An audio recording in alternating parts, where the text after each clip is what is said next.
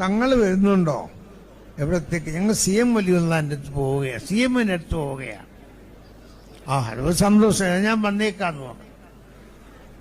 ഞങ്ങൾ പോയപ്പോ എറണാകുളം സമ്മേളനത്തിന്റെ കാര്യം മുപ്പർ സന്തോഷത്തോടെ ചോദിക്കുന്നു, എന്തായി എറണാകുളം സമ്മേളനത്തിനും? അതൊക്കെ നന്നായി, അത് വിജയിക്കും, നന്നായി നടത്തണം,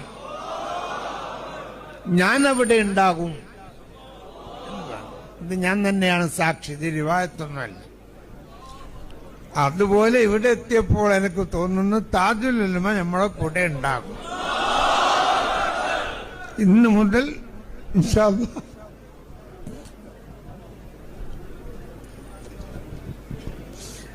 നമ്മളെ പരിപാടി അവസാനിക്കുന്നത് വരെയും ദുനിയാവിലും ആഖിറത്തിലും സ്വർഗത്തിലും താജുൽ ഉലമയുടെ കൂടെ അല്ലാഹു നമ്മളെ ഒരുമിച്ച് വിട്ടുദാശ.